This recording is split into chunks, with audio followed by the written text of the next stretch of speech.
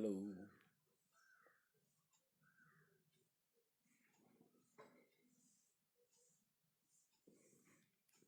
कोई है? आया है राजा, लोको रे लोको। राजा के संग संग झूम लो झूम लो। Cut. Take two. Lights camera action. Hello. कोई है? हेलो पवन कुमार जी। सुप्रभात। चलो, दो लोग तो आए हैं। आइए मेहरबान। ओ, चलो लोग आ रहे हैं। 5 लोग तो जुड़ गए अब हमसे।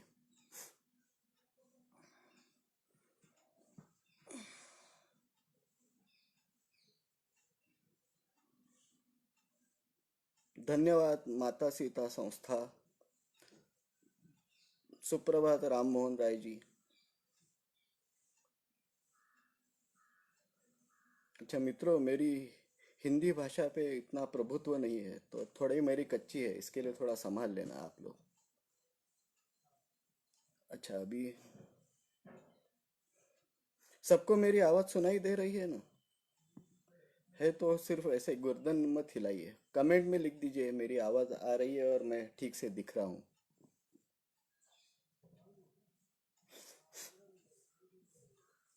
अच्छा, जैसे लोग आ रहे हैं। अच्छा, एक कम हो गया। अब 6 लोग हैं। इसी दौरान मैं एक मजरू साहब का एक शेर मुझे याद आया, जो मैं आपके साथ शेयर करना चाहता हूँ। अर्ज किया है, गौर फरमाइए। मैं अकेला ही चला था जानिबे मंजिल मगर। मैं अकेला ही चला था जानिबे मंजिल मगर। लोग साथ आते गए और कारवां बनता गया।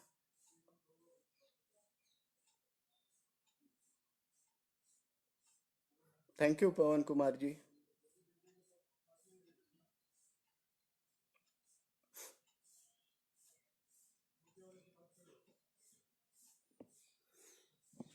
अच्छा, तो ठीक है, अब हम अपना सेशन चालू करते हैं।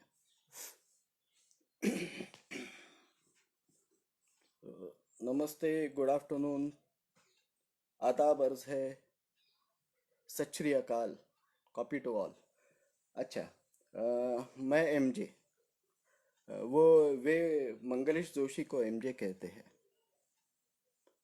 तो आज सर्वप्रथम मैं अपने ऑर्गेनाइजर्स के का आभार प्रकट करता हूं, क्योंकि उन्होंने मुझे आपके समक्ष आने का और आपसे संवाद करने का मुझे अवसर प्राप्त किया है, अवसर प्रदान किया है। अच्छा, आवाज़ कम आ रही है।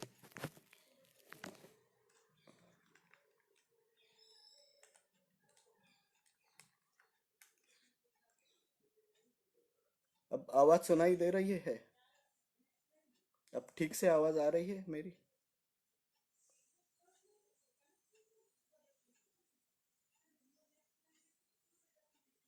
क्या आप सुन पा रहे हैं? कोई तो मुझे रिप्लाई कर दीजिए कमेंट में, तो मुझे पता चलेगा कि ठीक से आवाज़ मेरी आ रही है या नहीं।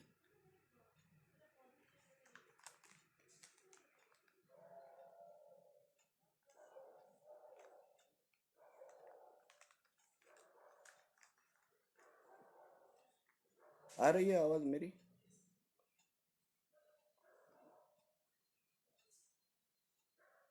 कोई है? धन्यवाद पवन कुमार जी।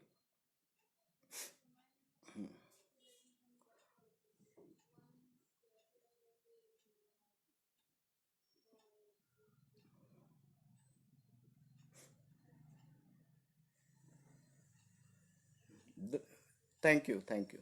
हाँ, तो फिर मैं क्या कर रहा था। मुझे लोग प्यार से एमजे कहते हैं। मेरा नाम है मंगलेश जोशी। अच्छा, सर्वप्रथम मैं ऑर्गेनाइजर्स के आभार प्रकट करता हूँ, क्योंकि उन्होंने मुझे आपके समक्ष आके आपसे ये वार्तालाप करने की एक संधि दी है। एक अ, अच्छा, दूसरी चीज, मैं श्रीयुत नोवेल करुणा जी के भी आभार प्रकट करता हूँ, क्योंकि उनकी करुणा की अनुकंपा से ही आज होम एजुकेशन को उचित महत्व प्राप्त हो रहा है। अच्छा, आवाज कम है। एक मिनट, एक मिनट।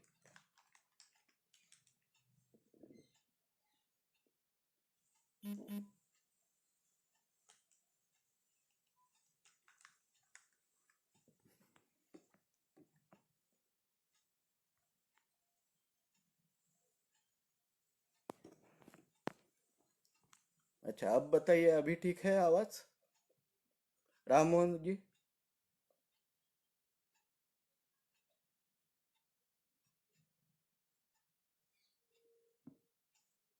सबको ठीक से सुनाई दे रहा है?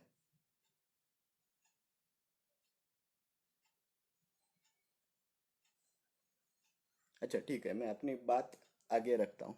आप मुझे बताइए अगर ठीक से नहीं सुनाई दिया। पहले तो मैंने ऑर्गेनाइजर्स के को थैंक यू कह रहा हूँ, और दूसरा मिस्टर नोवेल करोना जी को। तो श्रीयुत करोना जी की अपार करुणा की अनुकंपा से आज होम एजुकेशन को उचित महत्व प्राप्त हो गया। अब सबको ही होम एजुकेशन की बात करना चाहते हैं या उसके बारे में जानना चाहते हैं। अच्छा, आज मैं कोई भाषण नहीं देने आया हूँ, मुझे भाषण देना आता ही नहीं, और मुझे पसंद भी नहीं। मैं स्कूल में कोई भी लेक्चर सुनते सुनते सो जाता था। तो आज मैं आपसे संवाद करने आया हूँ। हम संवाद करेंगे, तो आपकी तरफ से भी मैं कोई रिप्लाई चाहता हूँ। हाँ, तो अच्छा, पब्लिक कम्युनिकेशन में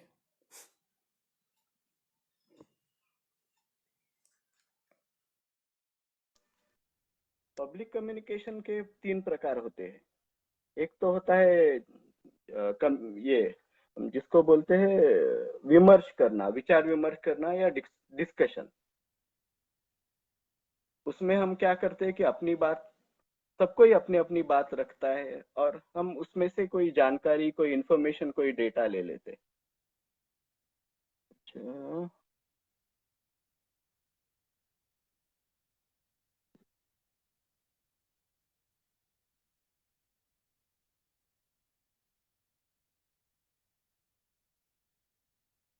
मैं बहुत खराब वक्ता हूँ सीमा जी। मैं सिर्फ अपनी बात रखने की कोशिश कर रहा हूँ, मुझे भाषण देना आता नहीं। हाँ, तो मैं ये कह रहा था कि डिबेट में तो हम, दूसरा प्रकार है कि डिबेट, जहाँ पे हम अपनी अपनी बात सामने रखते हैं और उसे प्रूव करने की कोशिश करते हैं। हमारा प्रयास यही रहता है कि अपनी बात ही सच हो। अब तीसरा प्रकार है डायलॉग या संवाद, जिसमें क्या है कि हम अपनी तो,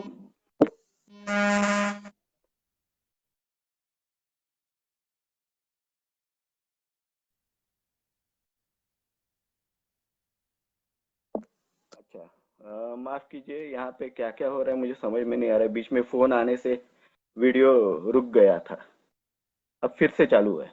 हाँ, तो मैं क्या कर रहा था कि संवाद में क्या होता है कि हम अपनी अपनी बात एक दूसरे के सामने रखते हैं, और उसमें हम दूसरे की बात भी समझने की कोशिश करते हैं। और कोई है, ये ऐड हो रहा है?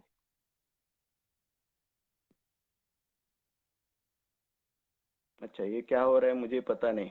कुछ तो एडिंग के लिए पूछा गया मुझे, किसी के नाम को, तो मैंने अप्रूव कर दिया है। हाँ, तो ये मैं कह रहा था कि संवाद में हम अपनी अपनी तो बात रखते हैं, लेकिन अपना वो जो हमने परसेप्शन है, वो हम एक दूसरे के साथ शेयर करते हैं।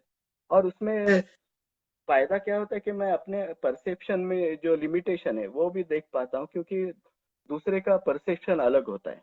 उसे सुनने के बाद मुझे एक पूरे चित्र का अ, सामना हो जाता है, फुल पिक्चर मैं देख पाता हूँ। तो इसके लिए हम यहाँ पे संवाद करेंगे। संवाद में हमें कोई प्रूव करना नहीं है, हमें कुछ दूसरे के ऊपर थोपना नहीं है।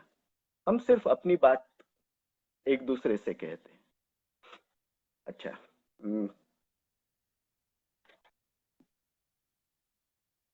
आज का हमारा ये एक मिनट, ये क्या हो रहा है?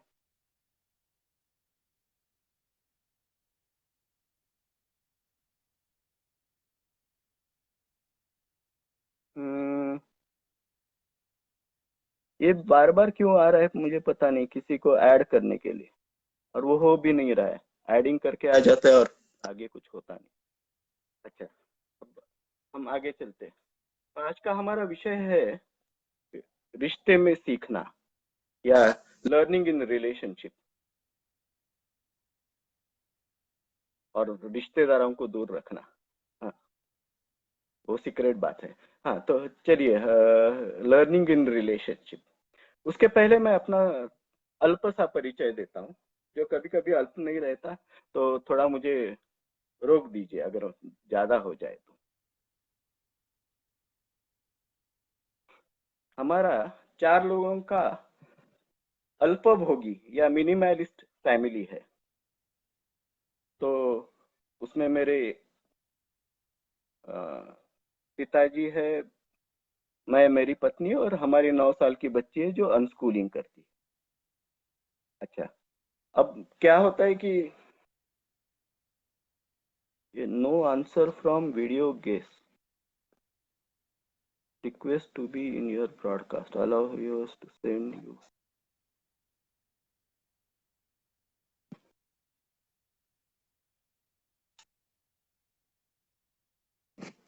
ओके, वो अच्छा, वो वहां पे रिक्वेस्ट बार बार आ रहे हैं, तो मैं समझ नहीं पा रहा हूँ वो ऐड करना है क्या करना है। ठीक, तो अच्छा, हमारा जो मिनिमलिस्ट फैमिली है, तो मिनिमलिस्ट इसके लिए, जब आप अपने बच्चे को अपने कस्टमर से ज्यादा वक्त देते हो और प्रायोरिटी देते हो, तो और कोई चारा तो नहीं बचता है। तो हम लोग मिनिमलिस्ट है। हम कंज्यूमरिज्म से दूर रहना चाहते हैं और कम से कम हम उपभोग करते हैं। इसके लिए मैं अल्पो अल्पभोगी कह रहा हूँ हम।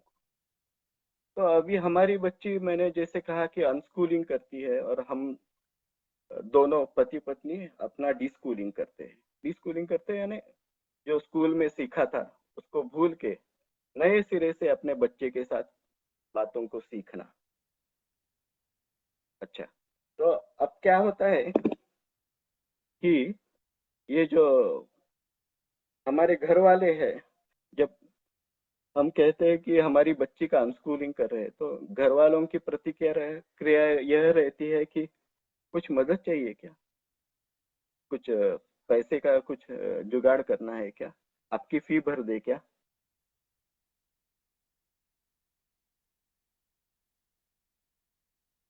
अच्छा, पवन कुमार जी, अच्छा, मैं आपका पढ़ने में रह गया, सॉरी। हाँ, अ, तो हमारे घर से ये सवाल आते हैं कि क्या आपको अ, कोई पैसे की दिक्कत है, हम फी भर दे क्या बच्चे की। फिर दूसरा क्या होता है कि बाहर वाले पूछते हैं कि कुछ बच्चे में प्रॉब्लम है क्या, तो आप घर में पढ़ा रहे हो, स्कूल में नहीं भेज रहे हो। अब इससे क्या हो गया है कि हम इच्छाधारी बधिर हो गए, सिलेक्टिव डेफनेस जिसको कह सकते हैं। अंसार अजली जी, आदाब।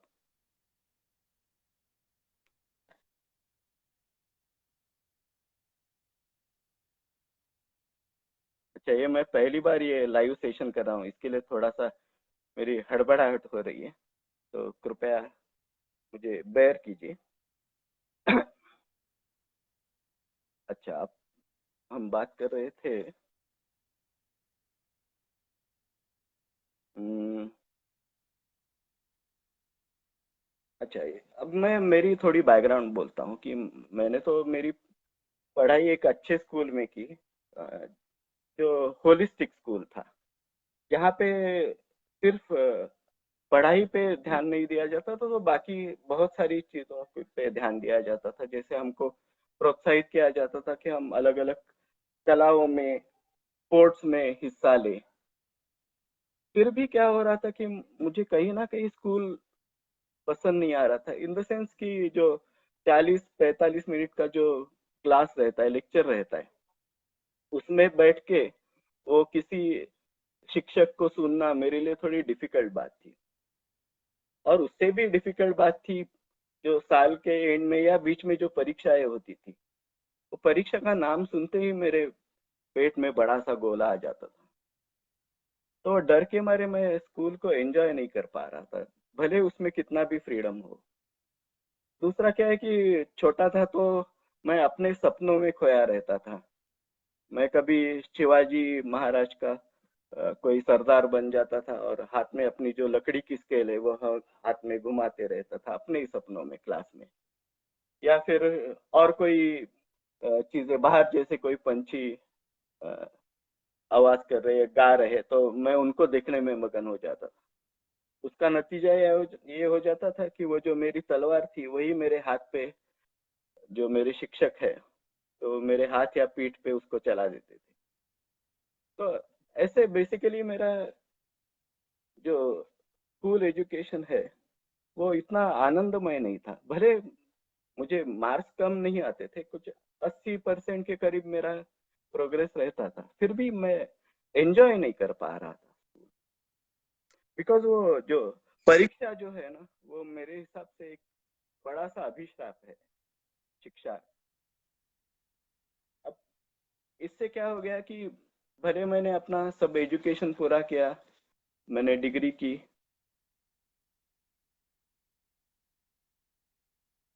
हाँ, सच कह रहे हो पवन कुमार जी। इच्छाधारी बधिर होना वो तो अब और कोई चारा नहीं रहता है। तो एक हम स्माइल दे देते हैं और जैसे सुन अनसुना करके चले जाते हैं, और कोई चारा नहीं होता। क्योंकि आप कितना समझाओगे, एक बार, दो बार, चार बार समझा सकते हो किसी को, उससे ज्यादा नहीं समझा सकते। और फिर कहने वाले तो अपने हैं, उनकी अपनी कंसर्न्स है, वो हम समझते हैं, लेकिन उन्हें सब समझाना पॉसिबल नहीं होता। उनकी अपनी अपनी समझ है। अच्छा, तो बेसिकली कहने का मतलब ये है कि मुझे एजुकेशन सिस्टम ने मुझे विफल कर दिया, क्योंकि मैं कभी एंजॉय नहीं कर पाया। दूसरा क्या है कि एजुकेशन सिस्टम ने मुझे नॉलेज तो दिया, लेकिन मुझे जीवन के बारे में कुछ सिखाया नहीं। अब हम कहते हैं कि एजुकेशन क्या होता है, कि एजुकेशन सिर्फ नॉलेज गेन करना नहीं है, उसके अलावा बहुत सारे उसमें ये सीखना और शिक्षा में मैं फर्क मानता हूँ। लर्निंग और एजुकेशन। एजुकेशन तो आपका इंस्टीट्यूशन में हो जाता है, कोई स्कूल हो, कॉलेज हो, जिसमें आपको ज्ञान प्रदान किया जाता है, ज्यादा से ज्यादा आपको स्किल्स दिए जाते हैं। उसके अलावा सीखना तो उतना ही नहीं है ना। नॉलेज के अलावा सीखने में बहुत सारी चीजें आ जाती है। सीखना तो हमारा वैसे भी देखिए तो हम अभी एक दूसरे से बात करते हैं, तो भी हमारा सीखना चालू ही है। जब हम कुछ सुनते हैं, कुछ देखते हैं, तो भी सीखना हमारा चालू रहता है। यानी सीखना और जीना कोई अलग चीजें नहीं है, सीखना जीने के साथ ही हो रहा है। अब हम उसको क्या करते हैं कि स्कूल में उसको डिफाइन करके, इंस्टीट्यूशन में उसको हम बांध देते हैं सिर्फ नॉलेज के साथ। लेकिन नॉलेज के साथ साथ नॉलेज है, स्किल है, सबसे बड़ी चीज है संस्कार है, जो घर से चालू होते हैं। अब तो वो स्कूल में वो कहीं रहे ही नहीं। एक जमाने पहले संस्कार हुआ करते थे स्कूल्स में, हमारे गुरुकुल रहते थे, वहां पे संस्कार पहले दिए जाते थे, घर के सभी काम भी होते थे। अच्छा, मेरी बात सुनाई दे रही है ना आपको? सब ठंडा है, कुछ समझ में नहीं आ रहा है, कोई है कि नहीं? मेरा टॉप तो नहीं हुआ ना वीडियो? कोई रिप्लाई कीजिए कि मेरा वीडियो आ रहा है कि नहीं, ऑडियो और वीडियो।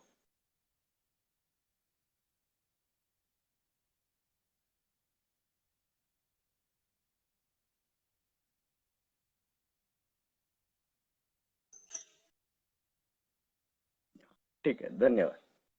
हाँ, तो मैं अपनी बात कर रहा था। तो जो मैंने स्कूल और कॉलेज में एजुकेशन कभी एंजॉय नहीं किया। उसके बाद भी मैंने अपने प्रोफेशनल सर्टिफिकेशन किए, उसमें टेक्निकल बात थी, इसके लिए वो थोड़ा बहुत मैं। अच्छा, ठीक है, थैंक यू अंसार अली जी। तो उसके बाद भी मैंने प्रोफेशनल सर्टिफिकेशन किया, और फिर उसी फील्ड में मैं कंप्यूटर टेक्नोलॉजी में मैंने काम किया कुछ साल, जैसे समाज के हिसाब से। किंतु जैसे मैंने कहा कि एजुकेशन सिस्टम ने मुझे फेल किया क्योंकि मैं उसमें आनंद नहीं ले पाया। अब मैंने भी अपना बदला ले लिया। मैंने भी एजुकेशन सिस्टम से को विफल कैसे किया, तो मैंने उसके बाद मैंने मुझे जो जो आनंद लग रहा था वो मैंने किया। मैंने इंजीनियरिंग फील्ड छोड़ के मैंने मेडिकल ट्रांसक्रिप्शन किया। फिर मैंने एक एनजीओ के साथ भी काम किया, जहाँ पे हम डिसेबल्ड लोगों की प्लेसमेंट करते थे। फिर मैं, एक स्कूल है सह्याद्री स्कूल करके, जय कृष्णमूर्ति फाउंडेशन का, उसमें मैं कुछ देर तक वहाँ पे मैं कोऑर्डिनेटर करके मैंने काम किया। मैंने, दूसरी चीज ये कि मैंने नौकरी बहुत कम की और खुद का व्यवसाय ज्यादा करने में विश्वास रखा। तो जो जो समाज की रिक्वायरमेंट होती है एजुकेशन से, कि एजुकेशन लेके आदमी समाज की जो मैकेनिज्म है उसमें फिट हो जाए, वो सब मैंने करने से नाकारा, और ज्यादातर मैं अपने मन की बात करते रहा। तो इस तरीके से मैंने अपने एजुकेशन फील्ड को मैंने भी विफल कर दिया। ये एक अपने निजी जीवन की बात हो गई। उसके अलावा हमने बच्चे को भी मेन स्ट्रीम एजुकेशन से दूर रख के, उसमें भी हमने मेन स्ट्रीम एजुकेशन को विफल कर दिया। अच्छा, अब मेरी तैयारी कैसे होती है, हो गई, मैं ये बोलता हूँ। एक तो जैसे मैंने कहा कि स्कूल में मैं आनंद नहीं ले रहा था तो शिक्षा में, तो फिर मैं सोचने लगा कि किस तरीके से शिक्षा ठीक से हो सकती है। उसके लिए मैंने बहुत सारे लोगों को पढ़ा, जैसे कि जे कृष्णमूर्ति हो, या गांधी जी हो, या फिर टैगोर हो, मॉन्टेसरी हो। मैंने सब लोगों की थोड़े जानने की कोशिश की कि वो अलग तरीके से कैसे शिक्षा दे रहे हैं। फिर उसके ऊपर हमने सोचा था कि एक अपनी स्कूल बनाएंगे।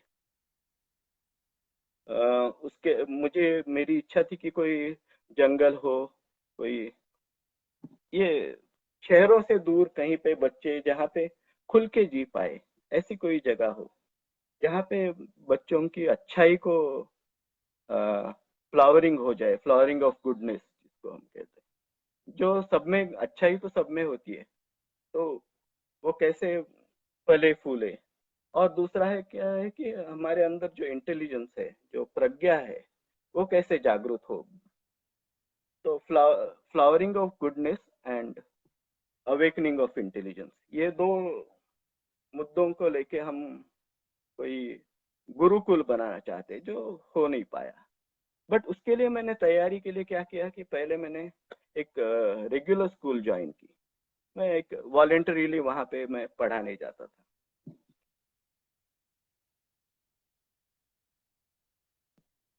हाँ पवन कुमार जी, मैं उस तरफ आ जाऊंगा अपने बच्चे के शिक्षा के ऊपर। तब पहले मैंने क्या किया कि जो रेगुलर स्कूल में मैं पढ़ाने जाता था, वो स्कूल तो छोटी सी स्कूल थी, वहां पे बच्चों को आते जाते पीटा जाता था। अब मुझे तो थोड़ा अजीब लग रहा था। फिर मैंने देखा कि अ, बच्चों को पीटने से, उनका कहना था कि बच्चे को अब डराओगे नहीं तो बच्चे ध्यान नहीं देंगे। फिर मैं ऑब्जर्व करते गया। जो एक साल मैं वहां था, मैंने पूरी तरह से ऑब्जर्व किया कि बच्चे को पीटने से उसको डर पहले लगता था, उसके बाद से उसका डर चला जाता था, और उसमें कोई अभी डर भय रहता ही नहीं था, और सीखने की इच्छा तो अपने आप ही मर जाती थी। तब मैंने क्या किया कि बच्चों के साथ सहानुभूति का रिश्ता बनाया, क्योंकि उससे ज्यादा मैं कर नहीं पा रहा था कुछ। मेरी तो स्कूल नहीं थी, तो मैंने बच्चों के साथ सहानुभूति का रिश्ता बनाया और बच्चे मेरे साथ कोऑपरेट कर रहे थे। फिर उस 1 साल के बाद हमने एक स्कूल में जॉइंटली, उस स्कूल को हमने ऑल्टरनेटिव स्कूल बना के एक प्रयोग किया, जहाँ पे मैं क्या कर रहा था, बच्चों के साथ संवाद कर रहा था। उनके साथ बैठ के हम सुबह आते ही, मिलते ही हम लोग अ, बच्चों के साथ बात करते थे। हम सर्कल में बैठ जाते थे और बच्चों से मैं कुछ पूछताछ करता था कि उन्होंने क्या किया कल कल के दिन में, या फिर कोई हम कहानी लेते थे या कोई खेल खेलते थे। अब उसमें क्या है, बच्चे एंजॉय करके खुल जाते थे। अब उसमें एक बच्चा था जिसको ये कहते हैं क्या, हाइपर एक्टिव, जो लेबल लगाया जाता है, वैसा एक बच्चा था। तो वो तो कहता था कि नहीं, मुझे नहीं बैठना है। तो मैं कहता था ठीक है, यहाँ पे मत बैठो तुम, और बाकी लोगों को डिस्टर्ब मत करो, और जो तुम्हें जो करना है वो करो। वो दूर जाके बैठता था, और लेकिन उसके कान मेरी तरफ रहते थे। तो हम लोग जो भी बात करते थे वो वहां से सुनते रहता था, और उसके इंटरेस्ट की बात होने से वहीं से जवाब देता था। तो कहने का मतलब ये है कि एक जगह पे बैठ के ही बच्चा सीखता है, ये गलत फहमी है। वो कहीं पे भी कुछ भी कर रहा हो, बच्चे का ध्यान पूरी तरह से सभी जगह पे होता है, उसका इंटीग्रेटेड ध्यान रहता है। मेरे बच्चे की भी एक वैसे ही एक ये अनुभव है कि एक बार वो पजल कर रही थी। मैंने सिर्फ ऐसे पूछा उसको कि तुमने माँ को देखा, कहाँ गई? तो वो मेरी तरफ बिना देखे पजल करते करते भी मुझे बता दी कि वो ये रूम में है। यानी बच्चों का ध्यान सब तरफ रहता है। जब वो कोई भी एक चीज करते हुए वो उसमें एनग्रोस्ड है ऐसे हमको लगता है, लेकिन वो उनका ध्यान सभी तरफ रहता है। तो यहाँ पे हमने क्या किया कि बच्चों के साथ संवाद करके मैंने संवाद का रिश्ता उनके साथ बना लिया। अब ये रिश्ता बनाने से क्या हुआ, एक दोस्ती का माहौल तैयार हो गया। मैंने उनको कहा था कि आप मुझे एमजे करके बुला सकते हो, टीचर सर बुलाने की जरूरत नहीं, हम लोग दोस्त है। अब दोस्ती में क्या हुआ कि हम एक साथ साथ पढ़ रहे थे, यहाँ पे कोई पढ़ाने वाला नहीं था, सब लोग एक साथ सीख रहे थे। तो इस तरह से मैंने अपनी तैयारी कर ली। और जब हमारी बच्ची छोटी थी, तब हम तो नए थे, हमको भी सब जानकारी नहीं थी, हम भी नए नए पेरेंट्स थे। तो पहले तो हमने इतना तो निश्चित किया था कि हम मेन स्ट्रीम स्कूल में उसको नहीं डालेंगे। जो मैंने भोगा है वो मेरी बच्ची ना भोगे, या मेरी पत्नी ने भी वही सोचा था। तो हमने फिर थोड़ा जानकारी पाकर एक पड़ोस की मॉन्टेसरी स्कूल में बच्ची को डाल दिया। अब क्या हुआ, हमको लगा था मॉन्टेसरी है, ऑल्टरनेटिव एजुकेशन है, तो बच्ची तो एंजॉय करेगी। तो कुछ देर तक तो वो एंजॉय की। फिर क्या हुआ, वो डरने लगी, रोने लगी। तब हमने पता किया तो पता चला कि जब उसको कुछ याद नहीं आता था तो टीचर्स वहां पे डांटते थे। अब उसके मन में वो डर पैदा हो गया। तो हमने सोच लिया कि ये हमने गलती की कि ऑल्टरनेटिव स्कूल में भी डाले तो भी क्या हुआ, मॉन्टेसरी स्कूल में भी डालने से शिक्षक तो वही है, जो मेन स्ट्रीम स्कूल में हो या ऑल्टरनेटिव स्कूल में। अब इससे सीख के हमने उसे उस स्कूल से निकाल दिया। फिर जो मैं ऑल्टरनेटिव स्कूल जो चला रहा था 1 साल, उसमें वो मेरे साथ आ रही थी और वो बड़े बच्चों के साथ ही बैठ जाती थी मेरे क्लास में। तो वो रेगुलर स्कूल तो एक तरफ वो चलती ही थी, दूसरे शिक्षक वहां पे बच्चों को विषय पढ़ाते थे। मेरा जो सेशन रहता था वो फ्री सेशन रहता, तो उसमें वो मेरे साथ बैठ जाती थी।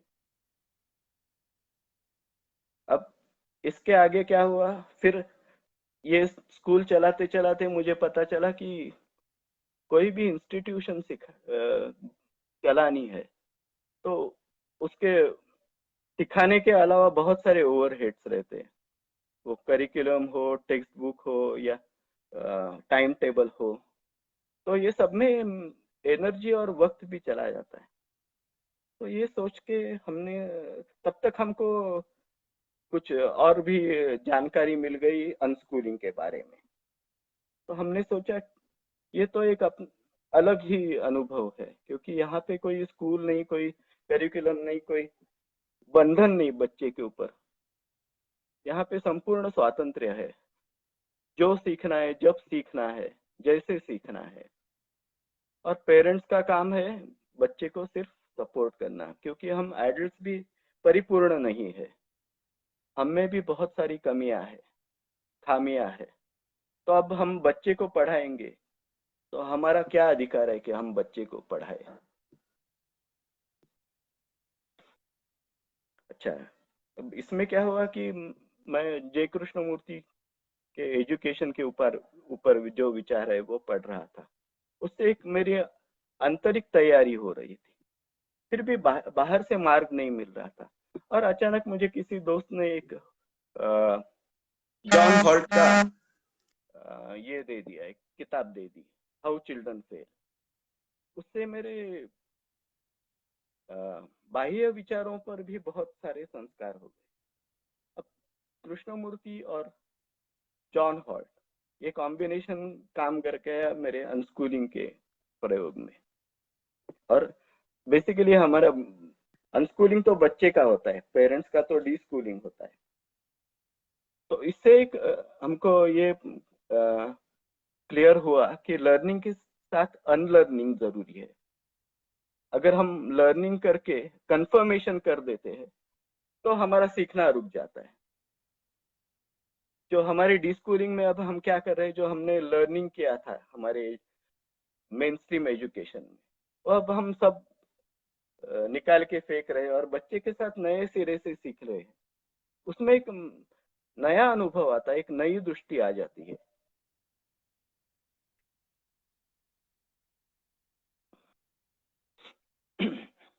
अच्छा, फिर हमने दूसरी चीज ये है कि अब हमने जैसे पहले बात कही कि तो हमारा सीखना तो हमारे जीने के साथ चालू ही है। फिर हम यही विचार मन में आता है कि फिर उसके लिए इंस्टीट्यूशन की जरूरत है क्या? क्या बिना इंस्टीट्यूशन हम सीख नहीं सकते? एक जमाने में जैसे गुरुकुल था, जहाँ पे कोई पाठशाला नहीं थी, वो तो गुरु का घर रहता था, जहाँ पे बच्चे दैनंदिन कामकाज से लेके अलग अलग कलाएं सीखते थे, जो सभी मिलके ही एक एजुकेशन का पार्ट था। यहाँ पे कोई कंपार्टमेंटलाइजेशन नहीं था कि कोई ये विषय सीखने हैं, अभी क्लासरूम में बैठना है, इतने से इतने बजे तक ये क्लास रहेगी, फिर ये विषय रहेगा, फिर वो विषय रहेगा। वहां पे तो एक जीवन व्यतीत हो रहा था बच्चों का गुरु के कुटुंब के साथ, गुरु के परिवार के साथ। तो गुरु उनका पिता था और जो गुरु पत्नी वो उनकी माता। इसी प्रकार से गुरुकुल चलते थे। उसके अलावा वहां पे कोई डिस्क्रिमिनेशन नहीं था, वो राजा का बच्चा हो या सैनिक का बच्चा हो, सब एक साथ ही बैठ के सीखना, पढ़ना, जो भी काम करना। तो कहने का मतलब ये कि बिना इंस्टीट्यूशन के भी हमारा सीखना तो होता ही है। तो इंस्टीट्यूशन की जरूरत है ऐसे नहीं, मैं ये नहीं कहूंगा कि इंस्टीट्यूशन नहीं चाहिए। अब ज्ञानार्जन के लिए गुरु की तो आवश्यकता है। अब ज्ञान हम इंफॉर्मेशन तो हमें गूगल से भी मिल सकती है, लेकिन ज्ञान तो उसमें जब इंफॉर्मेशन की समझ आ जाती है तो ज्ञान बन जाता है, और उसके लिए गुरु की आवश्यकता है या फिर कोई स्किल्स सीखने। मुझे समझो साइंटिस्ट बनना है, तो मुझे कोई दूसरे साइंटिस्ट की मदद की आवश्यकता है। तो वो उसको मैं नाकार नहीं रहा हूँ, मैं ये नहीं कह रहा हूँ कि स्कूल नहीं चाहिए। हमारा पॉइंट है कि क्या स्कूल नेसेसरी है, उसके अलावा शिक्षा नहीं हो सकती। तो ऐसे नहीं, घर में भी शिक्षा हो सकती। अब दूसरा सवाल आता है, क्या करिकुलम नेसेसरी है, क्या टेक्स्ट बुक्स नेसेसरी है? अब उसके ऊपर मेरा ये विचार है कि ये विषय जो है, हमारे विज्ञान हो, गणित हो या इतिहास हो या जो भी विषय हो, वो तो कोई किताबें आकाश से तो नहीं टपक पड़ी कि ये साइंस का बुक आया, ये मैथ का बुक आया और हमने उसको पढ़ लिया। ऐसे तो नहीं। आप थोड़े केयरफुली देखेंगे तो ये सभी चीजें हमारे जीवन में है, हमारे दैनंदिन जीवन में ही ये सभी विषय है। तो हम उसमें क्या कर देते हैं कि हमारे जीवन से ही ये सभी विषय डिराइव हुए। अभी जैसे सब्जी वाला रहता है रोड पे बैठा, वो तो कोई स्कूल में गया नहीं, उसने कोई गणित विषय सीखा नहीं। लेकिन आप देखेंगे हमारे वेल एजुकेटेड लोगों से भी वो बहुत जल्दी कैलकुलेशंस कर लेता है, हिसाब लगा देता है। तो वो कहाँ से सीखा? वो तो जीवन से ही सीखा है ना। तो सभी विषय तो हमारे जीवन में है। अब हम कहते हैं कि कला, मैं कलाकार हूँ, मैं चित्र बना रहा हूँ, लेकिन चित्र में भी तो विज्ञान है, कला में भी विज्ञान है, और विज्ञान में भी कला है, क्योंकि ये सभी हमारे जीवन के अंदर ही समाविष्ट है। इसके लिए सभी में एक दूसरे विषय समाये हुए। तो ये सब तैयारी जो हमारी हो रही थी, तो हमने सोचा कि अनस्कूलिंग में तो ये यही तो सब होता है कि हम जीवन में से कुछ सीख रहे हैं। हम कोई किताब या कोई स्पेसिफिक गुरु ना लेके अपने जीते जीते ही हम कुछ सीख रहे हैं। और दूसरा क्या, हमारा जीना क्या है कि हम कहते हैं कि human being is a social animal. उसका क्या मतलब है? इसका मतलब ये नहीं कि हम सिर्फ हर्ड मेंटालिटी रखे हुए हैं या हम कोई कंपू बना के उसमें ही जीते। उसका मतलब ये है कि हमारा जो जीवन है, वैसे देखो तो कोई भी जीवात्मा का ले लो, जो जीवन है वो इंडिपेंडेंट नहीं है, वो अलग नहीं है। हम एक दूसरे के ऊपर डिपेंडेंट है। अगर ये भी कह दूं कि मैं हिमालय में जाके अकेला रह जाऊंगा, किंतु फिर भी मुझे सांस तो लेनी है। सांस लेनी है यानी ऑक्सीजन तो चाहिए मुझे। ऑक्सीजन चाहिए तो ऑक्सीजन कहाँ से आता है? पेड़ों से आता है। तो पेड़ों के साथ मेरा तो अविभाज्य रिश्ता है ही। अब पेड़ कहाँ से उगते हैं? जमीन से। तो मिट्टी से भी मेरा अविभाज्य हिस्सा है, अविभाज्य रिश्ता है। तो कहने का मतलब हम आइसोलेशन में नहीं जीते, हम रिश्ते में जीते। तो हमारा जीना यानी रिश्तेदारी ही है। तो हमारा सीखना भी तो रिश्ते में ही होता है। हम जब एक दूसरे के साथ रहते हैं, परिवार में रहते हैं, तब हम एक दूसरे के रिश्ते में खुद के बारे में भी जानते हैं और दूसरे के बारे में। पवन कुमार जी, आप जो कह रहे हो हम इंडिपेंडेंट इंटरडिपेंडेंट है, सही कहा आपने। हम इंडिपेंडेंट है इंडिविजुअली, लेकिन हम पूरा जब मनुष्यता का चित्र देखते हैं तो हम इंटरडिपेंडेंट है।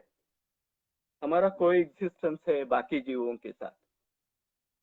संपूर्ण जीवन में तो हम कोई एग्जिस्टेंस में ही रहते हैं, आइसोलेशन में हम रह ही नहीं सकते। हमें सभी चीजों के लिए एक दूसरे की जरूरत है। तो खाना हो, पानी हो, तो हम कहते हैं ना कि हमारे अंदर पंच महाभूत है।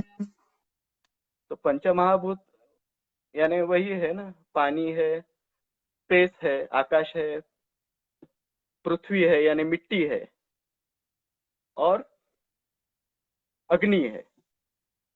हमारे पेट के अंदर अग्नि है जो हमारे पाचन प्रक्रिया में मदद करता है। तो अब यही हमने सोचा कि ठीक है, हम अपने बच्चे के साथ पहले एक अच्छा रिश्ता बनाएंगे। तो अगर अच्छा रिश्ता बनेगा तो ही उसमें हमारी शिक्षा होगी, हमारा सीखना हो जाएगा। अब हमने इसके लिए पहले क्या कर दिया कि एक तो हमने पहले डिसाइड किया हम घर से ही काम करेंगे, ताकि हम अपने बच्चे को थोड़ा वक्त दे पाए। तो हम दोनों भी घर से काम करने लगे।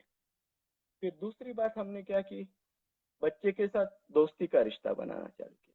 बच्चे को कहा कि हम माँ बाप तो रिश्ते से है, लेकिन हमें कोई अथॉरिटी नहीं।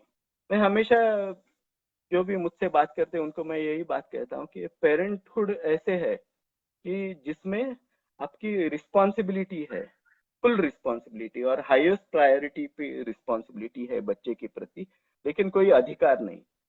क्योंकि सीधी बात है, बच्चा एक स्वतंत्र इंसान है, एक व्यक्ति है, उसका स्वतंत्र जीव है।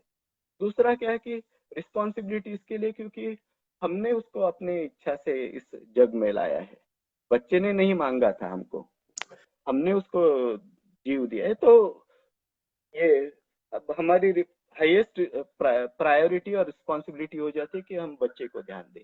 यही सोच के हमने घर से काम चालू किया।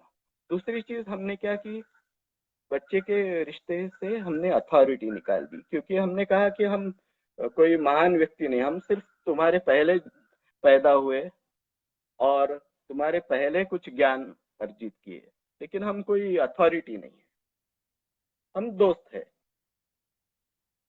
तो ये दोस्ती में क्या हो गया कि बच्चे के मन से पहले तो डर चला गया, दूसरा क्या है, उसको स्वातंत्र्य मिल गया।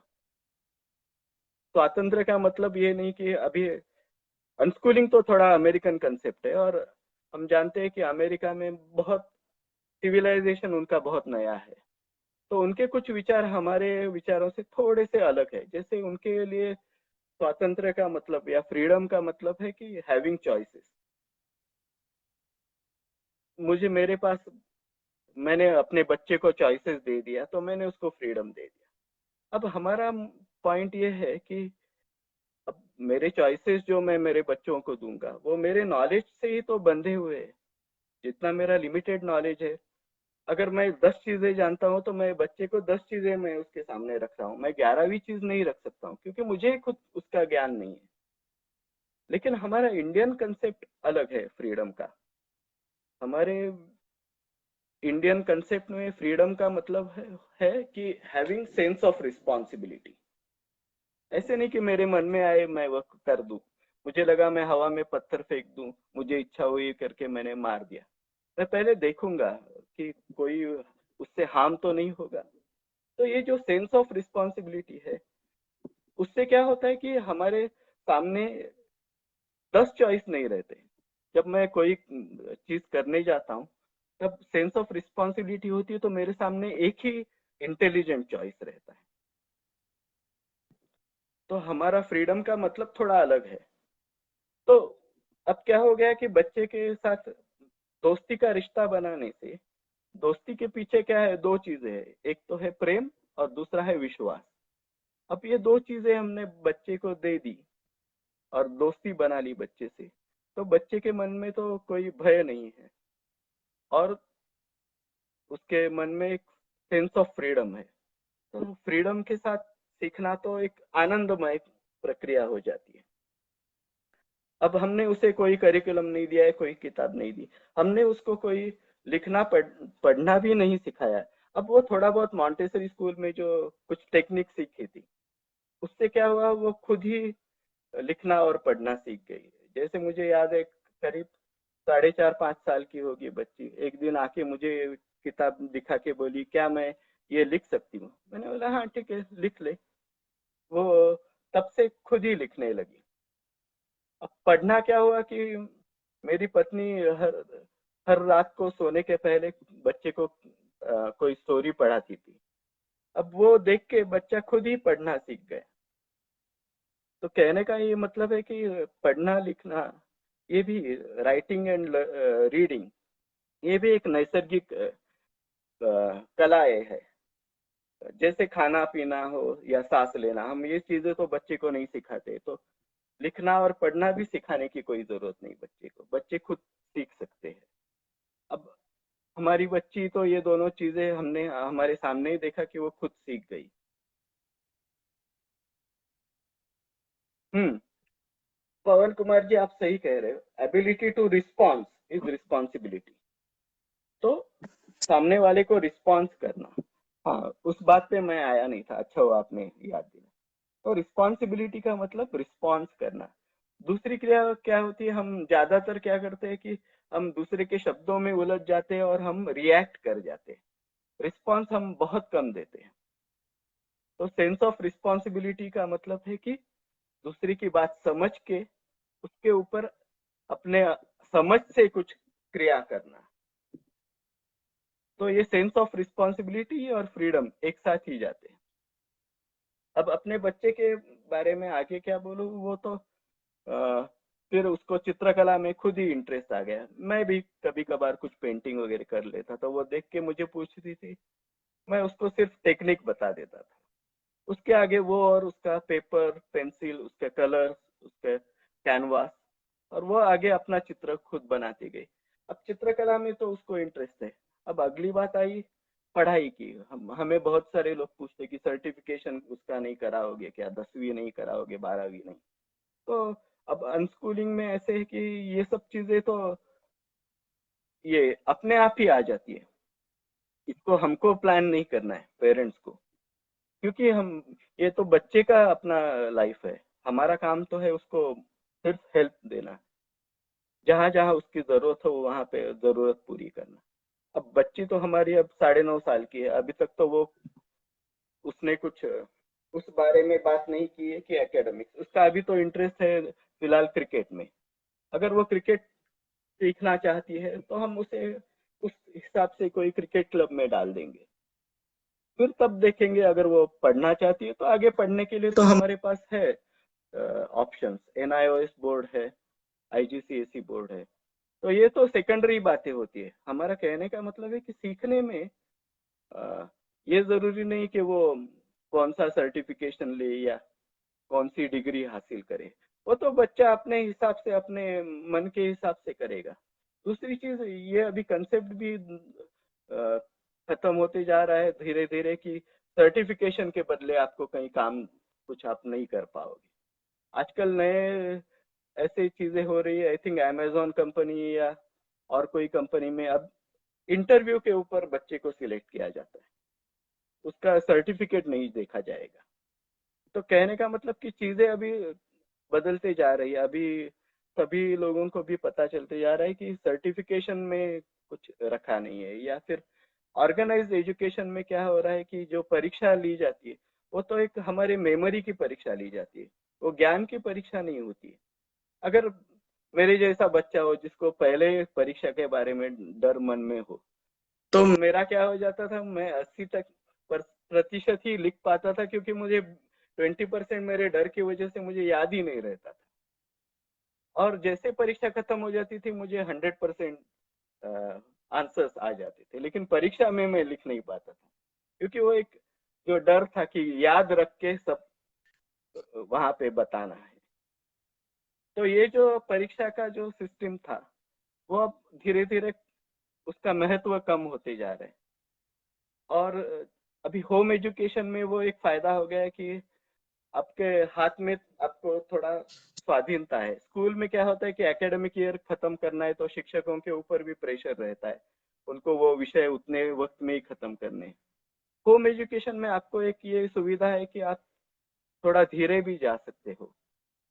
आपको ऐसे कोई आवश्यकता नहीं कि बच्चा अ, कुछ 20 साल में ही नौकरी करने लगे, वो 21 साल या 25 साल में भी नौकरी करे।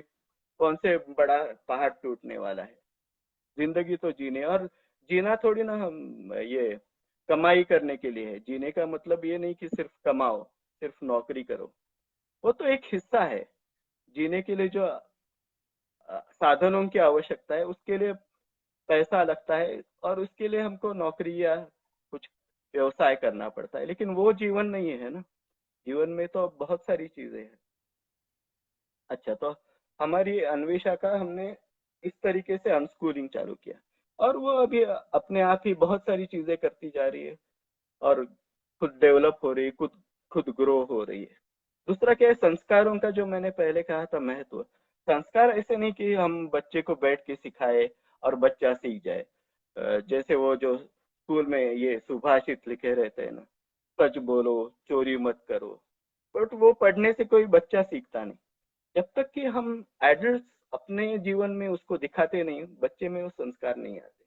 तो हमने अपने आपको देखना चालू किया, खुद को देखना चालू किया, और खुद के जीवन में अच्छी चीजें लाने चालू की, जिसका असर अपने बच्चे पे भी होता है। क्योंकि बच्चे जो है पहले माँ बाप को देख के सीखते हैं, उनसे सुन के कम सीखते, देख के ज्यादा सीखते। तो ये जरूरी है कि हमारे जीवन में भी इंटीग्रिटी हो। तो वो हमने प्रयास किया। मैं ये नहीं बोलूंगा कि मेरा हमारा लाइफ आइडियल है या फुल्ली इंटीग्रेटेड है। हम में भी खामियां है, कुछ कमियां तो रहेगी, इंसान है तो गलतियां तो होती रहेगी, लेकिन हम सीख रहे हैं उसमें। और ये देख रहे हैं कि बच्चे में वो कैसे परिवर्तित हो रहा है। वो देख के भी हमारा सीखना हो जाता है। बच्चे के एक्शन में जब हम कुछ देखते हैं तो अपने आप ही हमारा खुद के बारे में हम समझ पाते हैं और अपने आप में बदलाव ला पाते हैं। तो इस तरीके से हमारा रिश्ते में सीखना और जीवन व्यतीत हो रहा है। आई थिंक ये तो मेरी बात पूरी हो गई। और कुछ आप कुछ कोई पूछना चाहता है या कहना चाहता है इस बारे में? अ,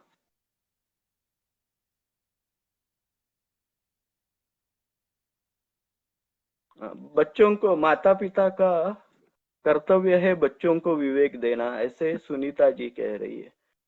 अच्छा, हम दे नहीं सकते, हम अपने आप में ला सकते हैं। बच्चे देख के वो सीखते हैं।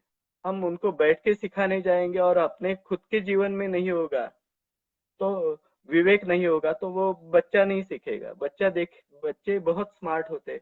वो देखते हैं कि हमारे अगर इंटीग्रिटी नहीं है, हम एक कहते हैं बात और करते हैं दूसरा कुछ, तो वो भाप लेते हैं उसको और वो समझ भी जाते हैं कि ये सिर्फ बातूनी चीजें है, इसमें कोई ये उसका कोई महत्व नहीं, क्योंकि ये खुद ही नहीं कर रहे हैं।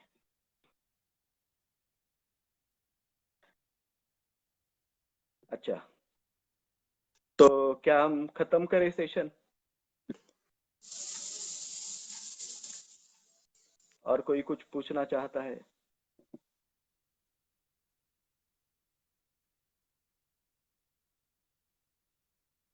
अच्छा, ठीक है फिर। धन्यवाद, आपने मेरी बात सुनी।